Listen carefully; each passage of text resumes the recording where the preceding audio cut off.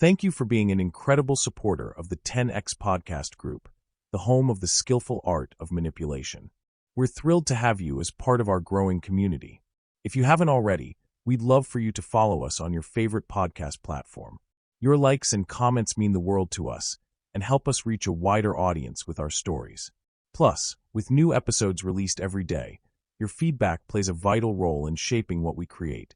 It truly makes a difference. Your loyalty and enthusiasm fuel our passion for crafting gripping tales, and we're so grateful for your support. Today, we're excited to present The Grief Hacker, a story that promises to keep you on the edge of your seat. Let's dive into this thrilling narrative together. Chapter 1: The Art of the Scam. I don't believe in karma. If it were real, I'd have been struck down by now. But here I am, still breathing, still taking, still profiting off the grief of others. Some people build their fortunes with sweat and discipline. Others inherit wealth through luck, bloodlines, or connections. Me? I've made my living in the quiet spaces between tragedy and charity, slipping unseen between the cracks of human suffering, feeding on the misplaced generosity of the naive. I didn't start out a thief. No one does. You wake up one day, hungry, broke, watching the world move forward without you, and you realize something. Honest work is a slow death. You could grind yourself into dust for pennies, or you could take what's already falling off the table. I chose the latter, and I never looked back. GoFundMe changed the game for people like me. Before, you had to run cons in person, spin sob stories on the street, prey on old ladies with checkbooks. But now, a well-crafted story, a few stolen photos, and the money just appears. I can steal from 1,000 people at once, and they won't even notice. But I don't just steal, I curate. I don't waste my time on petty scams. No fake cancer patients, no dog surgeries. That's amateur work. I go for the big hauls, the ones people throw money at without a second thought. The freshly dead. A young father taken too soon. A mother struck by a drunk driver. A firefighter lost in the blaze. A soldier killed in action. Their families don't have time to question where every dollar goes. Their grief makes them careless. Their pain makes me rich.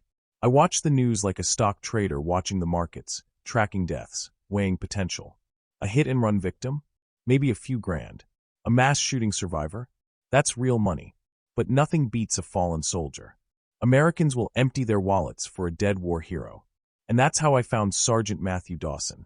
He was perfect. A decorated Marine, killed on deployment in some nameless desert. He had a widow, a baby on the way.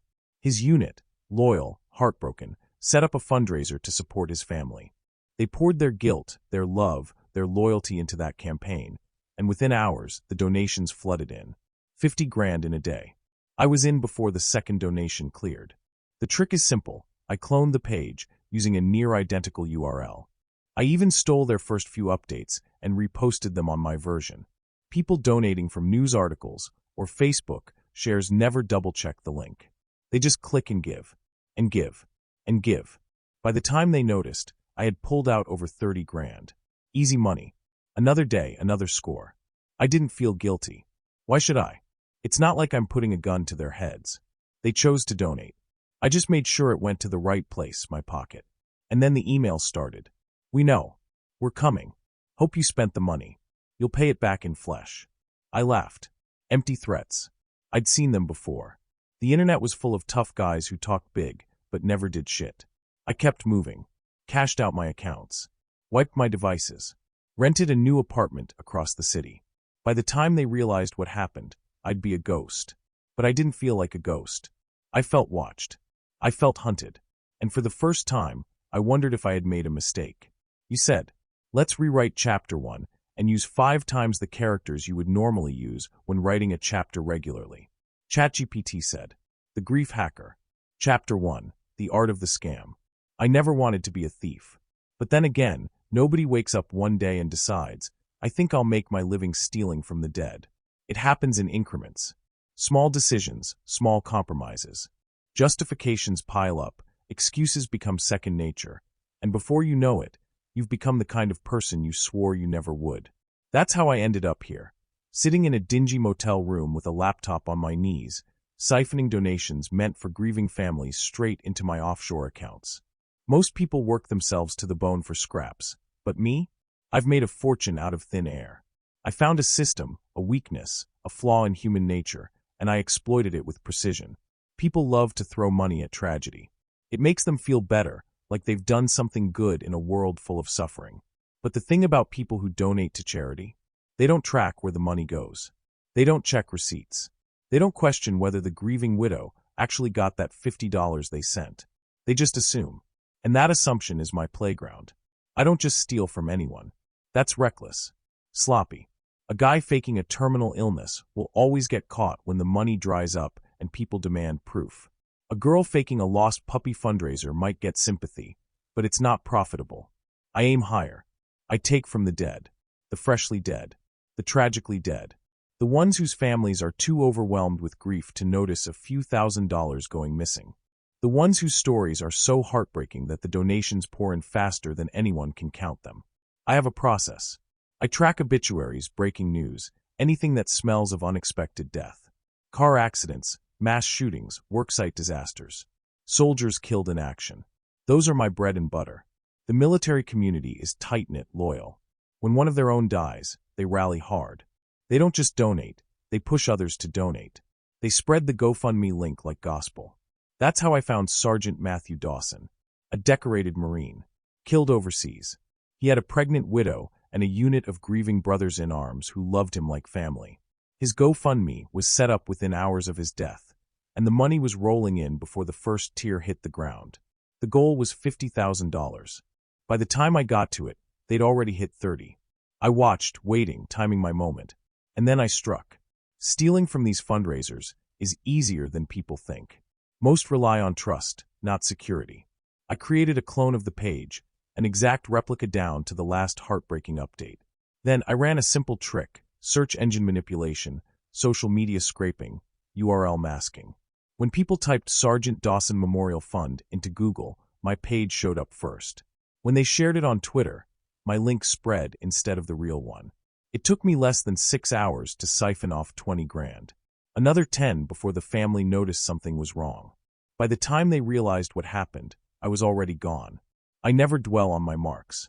That's the key to surviving in this game. Take the money, cut ties, move on.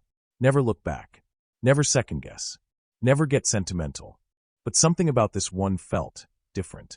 It wasn't guilt. I'm not wired for guilt. It was something else. An itch at the back of my skull. A feeling I couldn't shake. Then the email started. The first one was short. We know. The second came an hour later. We're coming. By the third, I felt something I hadn't felt in years. Hope you spent the money. You'll pay it back in flesh. Fear. I brushed it off. Empty threats. People love to talk tough when they're angry, but nobody ever follows through. I had gotten threats before. Wives sobbing over lost funeral funds. Fathers begging for their children's hospital money back. They'd curse me, wish me death, promise revenge. But at the end of the day, they were just people. They weren't killers. This time, though, something felt different. I locked down my accounts, ditched my phone, booked a flight out of state. I had safe houses, aliases, offshore holdings. I could disappear in a heartbeat. But something was wrong. Very wrong. I tried to log into my usual accounts. My bank, my encrypted messaging service, my backup social accounts. Access denied. That had never happened before. I tried another. Locked. Another. Gone. My entire online identity was vanishing piece by piece. Then, the knock at the door. Not a cop's knock. Not a landlord's knock. This was something else. A slow, deliberate thud. Measured. Heavy. I didn't move. A voice followed, muffled through the door. Run, thief.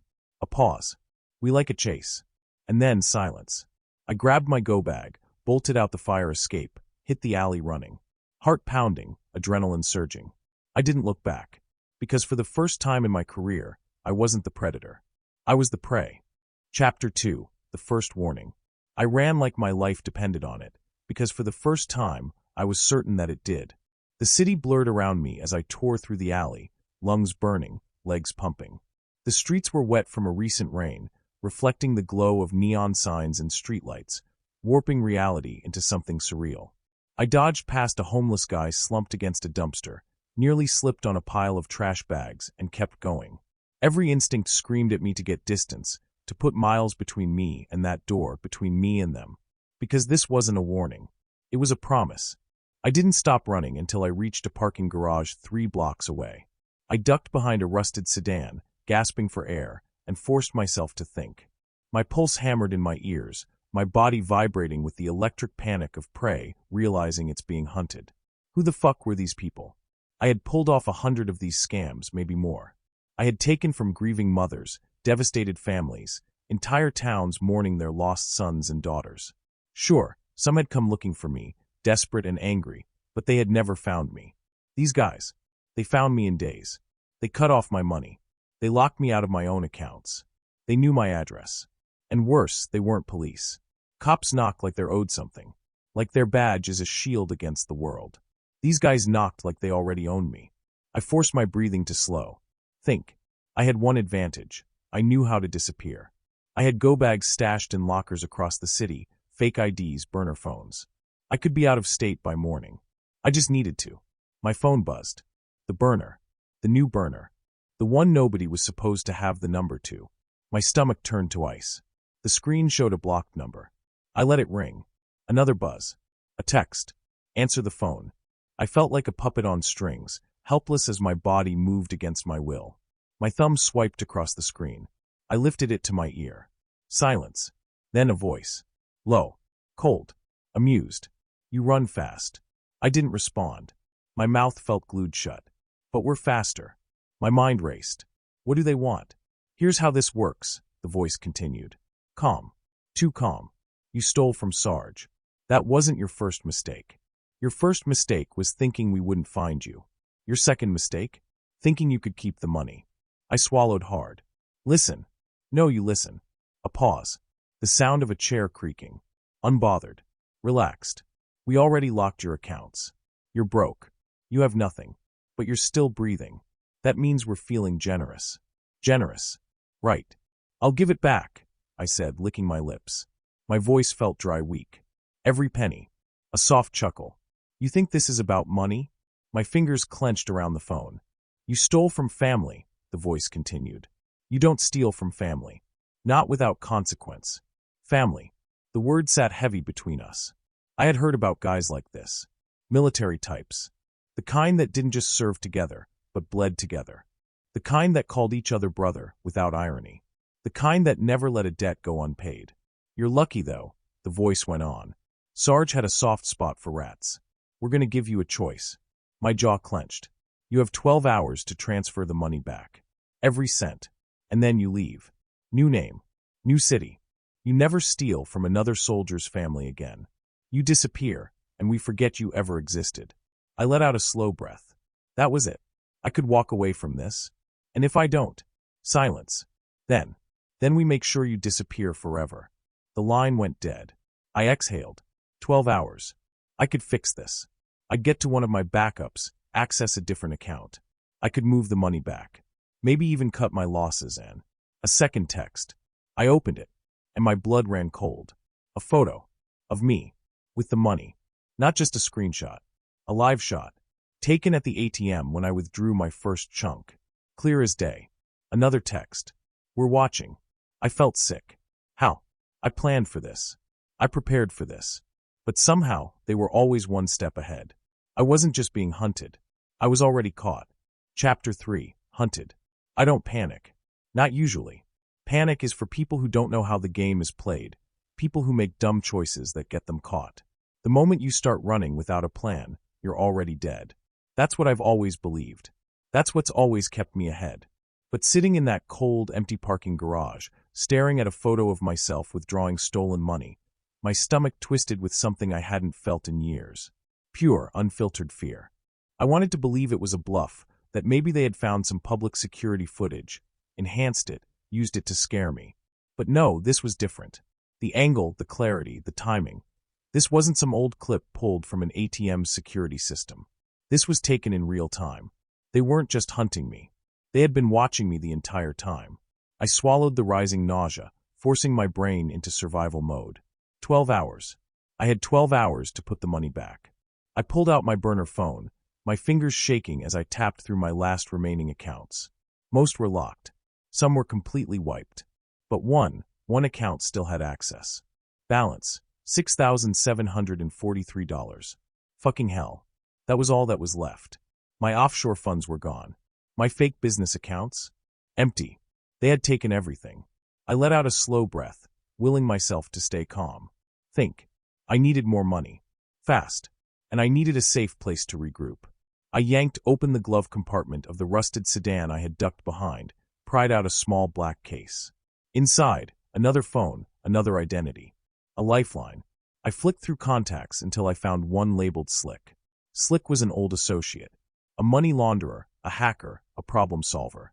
If there was a loophole, a system to crack, he'd find it. And right now, I needed him more than ever. The line clicked after 2 rings. "You sound like shit," he muttered. "Slick, I need help." Silence. Then, "You in trouble?" "Yeah." "What kind of trouble?" "The kind that doesn't stop breathing." Another pause. "Shit." That was all he needed to hear. "Tell me what's happening." I kept it short. The heist, the 30 grand, the military guys who found me in less than a week. The threats. The photo. When I finished, Slick let out a long, slow exhale.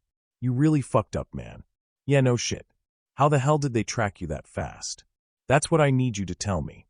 Slick was quiet for a second. "You still got your old setup? Laptop? VPN?" "Yeah." "All right. Stay put. I'll send you a link. I need you to run a scan on your device. If they got eyes on you, we need to find out how." My stomach churned. I didn't like the sound of that. "You're saying they could still be watching me?" "I'm saying they're not just some random pissed-off soldiers. These guys have access to some serious fucking tools. And if they're military, then they might not even be working alone." My grip tightened on the phone. What the hell does that mean? It means they might not just be a bunch of guys with a grudge. They could have ex-intelligence contacts, mercenary networks. Hell, they could even have law enforcement ties. They found you fast because they knew where to look. I went cold. "Slick, I've pulled this scam 100 times before. No one has ever found me." Then this isn't just about money. A sick realization crawled up my spine. They weren't just after revenge. This was personal. Before I could respond, another text buzzed on my screen. Another photo. This time, it wasn't just of me. It was my safe house. The one I had abandoned just hours ago. The lights were still on, my laptop still open on the desk. And in the foreground, a pair of boots, military issued, standing inside the fucking apartment. Another text. 12 hours. My stomach clenched. Slick's voice snapped me back. "You still there?" "They're inside my place." Silence. Then a sharp breath. "Run." The line went dead. I was already moving. I ditched the parking garage, disappearing into the back alleys, moving fast, sticking to the shadows. I knew better than to go back to my usual hideouts. If they had access to my devices, my movements, then every one of my old safe spots was compromised. I needed somewhere new. Somewhere off the grid. A name popped into my head. Milo. Milo wasn't a hacker, wasn't a tech guy, but he knew how to disappear. He had been running scams long before I was in the game, hiding in plain sight, dodging the law for decades. If anyone knew how to lay low, it was him. I pulled out my last burner, dialed his number. It rang, and rang, and rang. Then a voice. "Heard you got some heat on your ass." Of course. They knew before I even told them. "I need a place to crash." "You bring company?" "Not if I can help it." Milo was quiet for a second. Then, "Warehouse. District 17. You know the one." I knew it. And I also knew that if I went there, there was no turning back. This wasn't just some grift gone wrong anymore. This was a fucking war. Chapter 4. The Debt Collector. I kept moving. Always moving. Cities are like living organisms. They breathe, they pulse, they shift. If you know how to navigate them, you can become invisible, slipping through the cracks like a ghost. Right now, that's exactly what I needed to be. A shadow, a whisper, a phantom on the wind. Because the moment I stood still, I was dead. Milo's warehouse was across the city, tucked in the ruins of District 17, an industrial graveyard filled with rusting skeletons of factories, abandoned shipping yards, and the kind of places where bodies disappear without a trace. It was perfect. Remote. Isolated. Safe. Or at least, as safe as I was ever going to get. I took the long route, changing cabs, hopping buses, walking through crowds, doing everything I could to make sure no one was tailing me. But the problem was, I didn't know what I was running from. They were watching me, tracking me, cutting me off from the world. I had spent years perfecting the art of vanishing, And yet, they found me in days. Which meant they weren't just watching my devices. They were watching me. By the time I reached the warehouse, my paranoia had twisted itself into something almost tangible, slithering beneath my skin like a living thing. Every streetlight felt like a spotlight. Every car engine sounded like it was creeping toward me. Milo's place looked like nothing from the outside. A forgotten shipping depot, its corrugated metal siding rusted, the windows either smashed or boarded up. A perfect hideout. I knocked twice. Paused. Knocked 3 more times. A slot in the door slid open, revealing a pair of eyes, cold, assessing. Then the locks clicked. The door creaked open. Milo hadn't changed. Tall. Wire-thin. Sharp as a blade. His hair was buzzed short, his expression unreadable. He stepped aside, letting me in without a word. Inside, the warehouse smelled like dust, oil, and old cigarettes. A single hanging bulb buzzed overhead, casting flickering shadows across stacks of crates, mismatched furniture, and an old couch covered in a tattered blanket. "You look like shit." I exhaled. "Nice to see you too." He shut the door, locking it behind me. "Who the fuck did you piss off?" I didn't answer right away. Instead, I dropped onto the couch, rubbing my temples. The exhaustion was creeping in, gnawing at the edges of my mind. But I couldn't afford to sleep. Not yet. "You ever hear of Sergeant Matthew Dawson?" Milo gave me a long, slow look. "Yeah. Dead Marine. Kia overseas. Big charity drive. That you?" I nodded. "Jesus Christ." He exhaled, pacing. "You couldn't pick an easier target? Had to go for the one group of people you never fuck with." I didn't answer. Because I already knew. You don't fuck with soldiers. It was an unspoken rule in the game. You could steal from corporations, scam the government, even con rich idiots out of their trust funds. But veterans? War heroes? The guys with nothing left to lose? That was suicide. And I had walked straight into it. Milo dragged a chair over, sat down, and fixed me with a look that was somewhere between pity and disbelief. "All right, talk." So I did. I told him everything. The scam. The 30 grand I siphoned before they noticed. The emails, the phone calls, the photo of my apartment. The fact that they knew my every move before I even made it. Milo didn't interrupt. He just listened, his fingers tapping against the arm of the chair. When I finished, he let out a slow whistle. "Yeah, you're fucked." I leaned forward. "I need to know how they found me." "They didn't just find you," he said. "They erased you. That's a different kind of skill set." That's what was scaring me the most. These guys weren't amateurs. They didn't just track me down. They dismantled my entire operation in less than a week. Milo stood up, walked over to a battered metal cabinet, and pulled out a bottle of whiskey and 2 glasses. He poured, handed me one. "Here's what I think," he said. "You got made before you even took the money." I frowned. "What?" "Think about it." He sipped his drink. "They found you too fast. That means they were watching from the start." My stomach dropped. He was right. This wasn't just a case of someone noticing missing money and playing detective. They had been watching me before I even stole from them. I set the glass down. My mind was racing. "How?" Milo leaned against the cabinet. "You ever hear of honeypots?" I nodded. "Yeah. Fake traps. Hackers use them to lure in idiots." What if the GoFundMe was a honeypot? The realization hit me like a sledgehammer. I hadn't hacked them. They had hacked me. They set it up. Not the real GoFundMe, but a second one. A decoy. And I walked right into it. Milo sighed, setting his glass down. "They wanted you to take that money. They let you do it. Then, when you moved it, they followed the trail. They burned your accounts, locked you out, took control. And now they're closing in." I felt sick. I had played myself. Milo's expression darkened. "That 12-hour deadline they gave you?" I nodded. "They're not expecting you to pay it back." I swallowed hard. "Then what do they want?" He didn't answer. He didn't have to. Because we both knew. They didn't want their money. They wanted me. And that meant I had one choice. I had to disappear. For good. Chapter 5. The First Payment. I had been running scams for years, slipping through the cracks, staying ahead of the game, believing I was too smart to ever get caught. But now, sitting in the dim glow of a flickering warehouse light, staring at the whiskey glass in my shaking hands, I realized the truth. I wasn't being hunted. I had already been caught. I just didn't know it yet. Milo had said it himself. This wasn't about money anymore. If it ever was. They let you steal it, he had told me. This was never about stopping you. It was about seeing how far you'd go before they shut the door behind you. And now that door was shut. Locked. I wasn't walking away from this. Unless I did something insane. Unless I took control of the game. Milo finished his drink, watching me with those dead, calculating eyes. You got options, he finally said. None of them are good. I exhaled, pressing my fingers against my temples, thinking. Lay them out. He held up a finger. Option 1, you do what they say.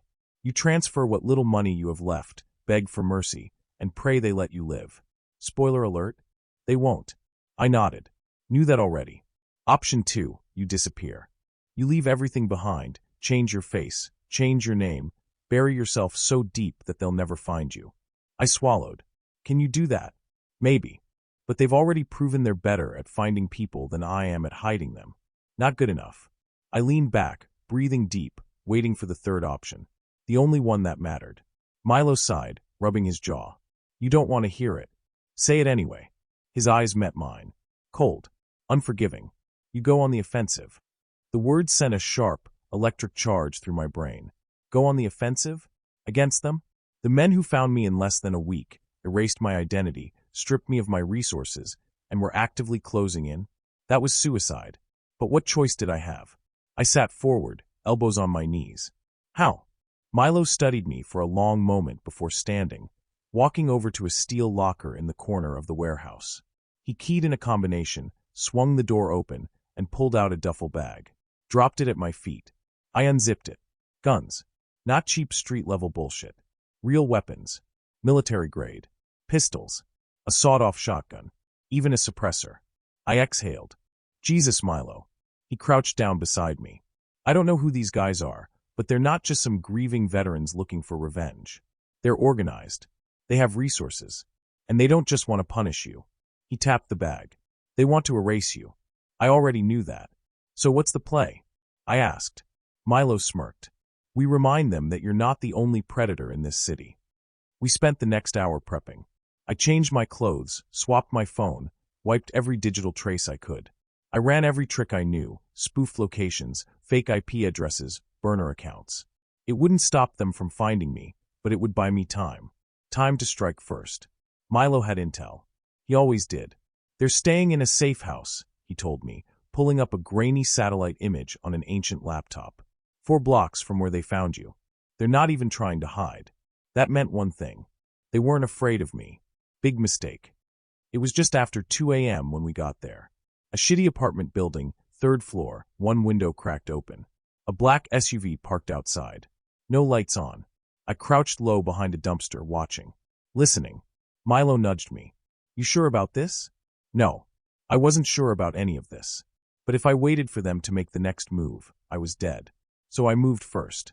We slipped through the alley, up the fire escape, boots silent on metal. The window was unlocked. Amateurs.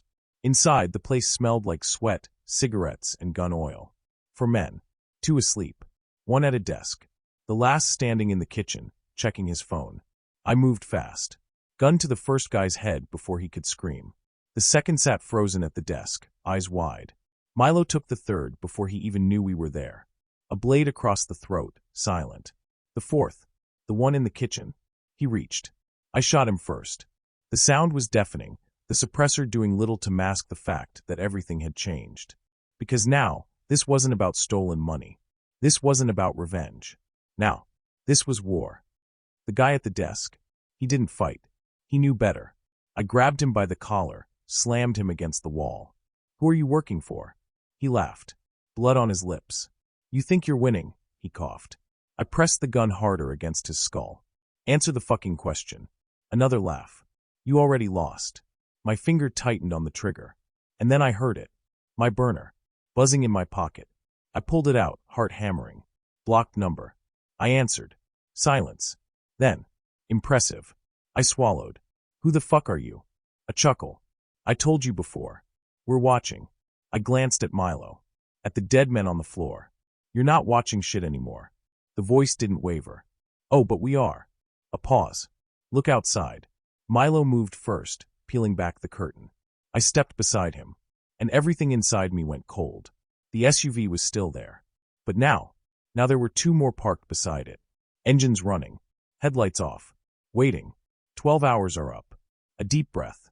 A final warning. Run, thief. You can't hide anymore. The line went dead, and the war had just begun. Chapter 6. The Final Scam. We had underestimated them. That was the first mistake. The second mistake was thinking they were just men, grieving, angry, out for justice. But this wasn't justice. This wasn't some rogue squad of ex-military out to teach me a lesson. This was something else entirely. As I stared out the cracked window of the apartment, looking down at the 3 SUVs now idling outside, I felt something I hadn't felt in a long time. Cornered. Milo's jaw was tight. He pulled the curtain back in place, moving quickly to check the bodies, then the guns we had collected. He was thinking, processing, calculating our next move. I wasn't. I was standing there, watching the headlights flicker in the rain-streaked glass, knowing that no matter what we did next, the game had changed. "We need to go," Milo said. "Now." I didn't move. "We're already dead, aren't we?" I muttered. Milo grabbed my shoulder, shook me hard enough to snap me out of whatever shock was gripping me. "Not yet." I exhaled. "Focus. Survive now. Worry about the rest later." We moved fast. I grabbed the dead man's phone off the desk, shoving it into my pocket. Milo checked the hallway before signaling for me to follow.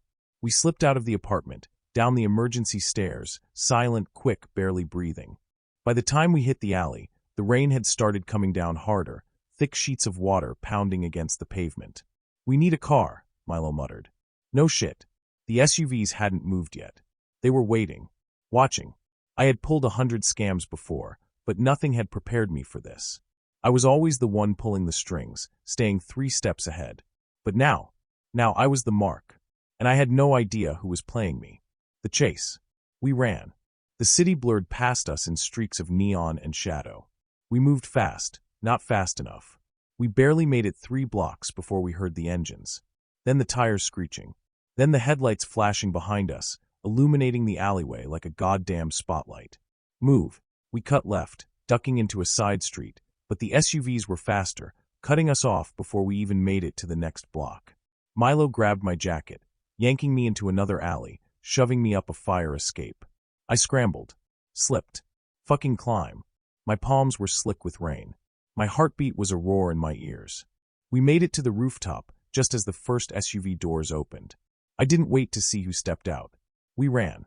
We jumped from one rooftop to another, boots skidding on wet gravel, lungs burning. I didn't look down. I didn't look back. I just kept running, kept moving, because if I stopped, I was dead. The Ghost Network.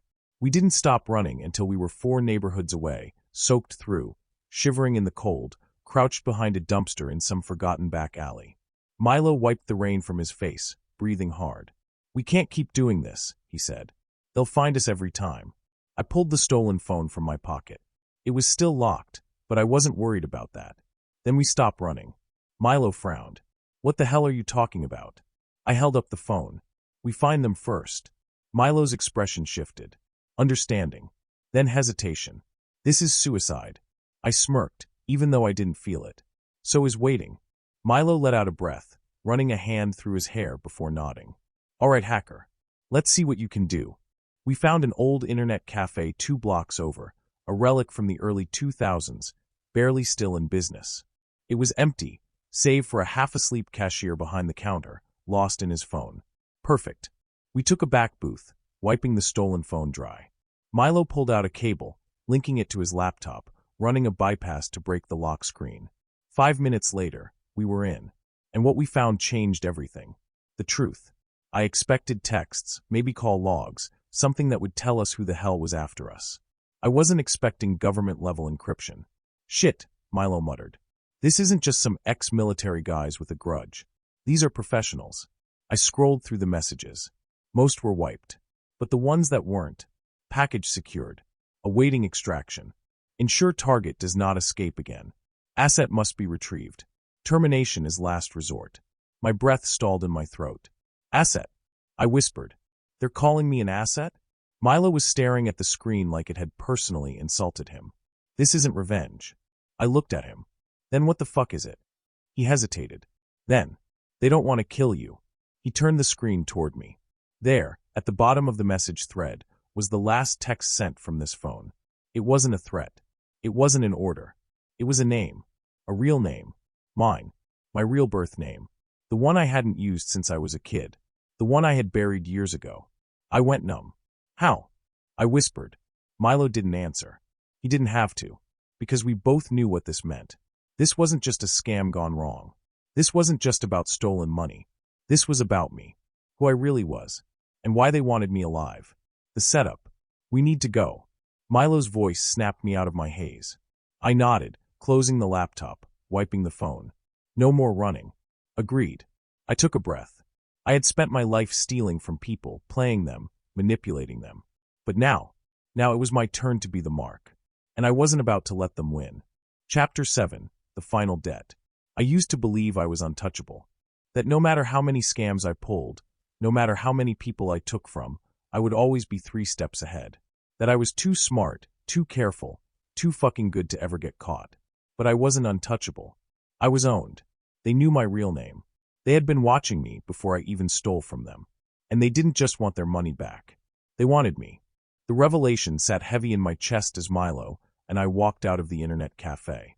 The streets were wet with rain, the city humming around us, cars, neon, the distant wail of sirens. We had hours left. Maybe less. They were coming. And we weren't running anymore. The setup. We made our way back to Milo's warehouse. It was the only place we had left, the only spot we could control. And control was the only advantage we had. We spent the next hour setting up. Weapons loaded. Phones wiped. Traps placed. Milo's hands moved fast, stringing together makeshift explosives from the supplies he had stashed in the back. They'll come in waves, he muttered. First recon, then force, then cleanup. I swallowed. Cleanup. He didn't look up. Means if they can't take you alive, they erase everything. Everything. Including me. I clenched my fists. Not happening. The arrival. The first sign of them came an hour later. The same black SUVs. This time, they didn't park down the block. This time, they pulled up right outside. The back doors opened. Men stepped out. Not just men. Operatives. The kind who moved like ghosts, who didn't hesitate, who didn't waste words. I watched them from the window, heart hammering. They weren't here to negotiate. They were here to finish this. Milo exhaled. We don't let them in. I nodded. Agreed. We waited. Waited for them to make the first move. And then, they did. The first bullet. The warehouse door exploded inward, a tactical charge blowing the hinges clean off. Smoke flooded the space, the sharp tang of burning metal filling the air. Then the first gunshot. Milo dropped behind cover, returning fire. The sound was deafening in the enclosed space, bullets slamming into walls, crates, metal beams. I moved fast, flanking left, catching one of them off guard as he swept the room. I put 2 bullets in his chest. He dropped. Another came in right after him. I barely ducked in time, the shot whizzing past my head, punching through the wall behind me. I didn't think. I turned, fired, took him down. I had never killed before. But right now, in this moment, that didn't matter. Right now it was them or me. And I wasn't planning on dying today. The last call. The fight lasted minutes, but it felt like a lifetime. By the time the last body hit the ground, Milo was bleeding from a graze to the arm, and I was down to my last clip. The warehouse was ruined. Bullet holes everywhere. The scent of blood and gunpowder thick in the air. And then, the phone rang. Not mine. One of theirs. I picked it up. Well done. The same voice. The same fucking voice.